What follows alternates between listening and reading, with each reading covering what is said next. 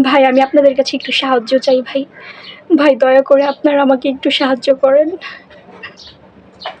আমি আমি আর পারতেছি না। আমি আমার সন্তানটাকে ছাড়া থাকতে পারতেছি না। একজন মায়ের কাছ থেকে একজন সন্তানকে আলাদা করে রাখছে ভাই আমার হাসব্যান্ড, আমার শাশুড়ি। ভাই আমার বিয়ে হয় ৬ বছর হবে। ৬ বছরের ভিতরে পারিবারিকভাবে বিয়েটা হয়। আমি অনেক ছোটোবেলায় আমার মা-বাবাকে হারাই। তো আমি আমার খালার কাছেই বড় হই। তো সে আমাকে আর কি একটা মানে দেখে শুনে বিয়ে দেয়। কিন্তু পরবর্তীতে জানতে পারে যে আমার শাশুড়িটা আসলে ভালো না। তো আমি অনেক চেষ্টা করছি ৬ বছরের মধ্যে সংসার করার জন্য, কিন্তু ভালোভাবে। কিন্তু আমি পারি নাই। কারণ আমার শাশুড়িটা আমাকে উঠতে বসতে অনেক জ্বালাইতো। মানে সে একটু অন্যরকম ছিল। মানে আমি আমার হাসব্যান্ডের সাথে এখন তো একটু সময় কাটাবো বা মানে এখন তো একটু মুহূর্ত কাটাবো, সেটা উনি সহ্য করতে পারত না। যেখানেই যেতাম সাথে, সাথে যেত। এক কথায় আমি মানে অনেক জ্বালা যন্ত্রণা সহ্য করতে না পেরে আমি আমাদের একটা ৬ বছরের ভিতরে আমাদের মানে আমার একটা বেবি হয়। তো বেবিটার বছর এখন ৩ বছর হবে। তো তারপরে হচ্ছে আমি সহ্য করতে না পেরে কষ্ট, যন্ত্রণা আমি নিজে থেকে তাকে ডিভোর্স দিই। ডিভোর্স দিয়ে আমি চলে আসি বাসায়। এখন ভাই আমি কার কাছে সাহায্য চাবো বলেন? আমি যে আমার তো ফ্যামিলি বলতে আমার এই পৃথিবীতে আমার সন্তান ছাড়া আমার আর এই পৃথিবীতে কেউ নেই ভাই। অনেক ছোট থাকতে আমি আমার মা-বাবাকে হারাইছি।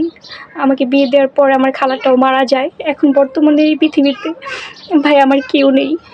আমি আমি আমার সন্তানটাকে আগলে ধরে বাঁচতে চাচ্ছি।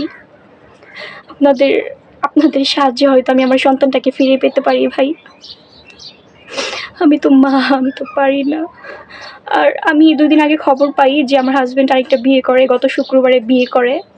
তো তারপর থেকে আমার তো অবস্থা খারাপ। আমার কথা হচ্ছে ভাই তুমি বিয়ে করছো ভালো কথা। কিন্তু তুমি সংসার করো।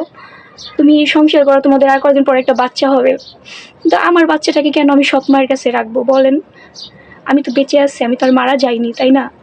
আর ও তো পারছে আরেকটা বিয়ে করতে। আমি তো পারবো না। আমি আমার আমি আমি আমার সন্তানের কথা ভেবে হলেও আমি পারবো না। কারণ হচ্ছে ও তোর সন্তানের ভালো চায় না, এজন্য বিয়ে করে ফেলছে। আমি আমাকেও তো অনেকেই বলে যে তুইও বিয়ে কর, এটা কর, সেটা কর। কিন্তু আমি তো পারি না।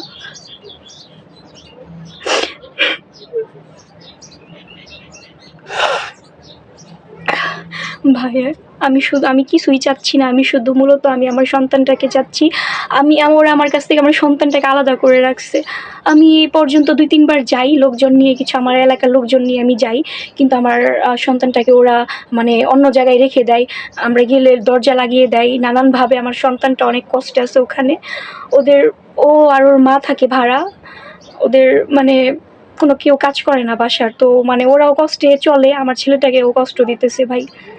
আমার মা-বাবা না থাকলে কি, আমি তো আমার বাসাতে থাকি। আমার একটা ছোট্ট বাসা আছে। আমার নিজস্ব একটা দোকান আছে কসমেটিকের। তো আমি আমার ছেলেটাকে নিয়ে ভালোভাবে চলতে পারবো। আমি আমার ছেলেটাকে নিয়ে এসে মাদ্রাসায় ভর্তি করাই দিবি, স্কুলে দিব। কিন্তু আমি আমার ছেলেটার লাইফটা নষ্ট হচ্ছে। আমি মা হয়ে নিজের চোখে দেখতেছি। আমি কিছুই করতে পারতেছি না ভাই। আপনাদের কাছে শুধু আমি ভিক্ষা চাই আমার ছেলেটাকে। আপনাদের সাহায্যে যদি আমি আমার ছেলেটাকে ফিরে পাই ভাই। ও অনেক কষ্টে আছে। ওরেও নানানভাবে অত্যাচার, নানানভাবে কষ্ট দিতেছে ওরা। আমার ছেলেটা ভাই অনেক ছোট।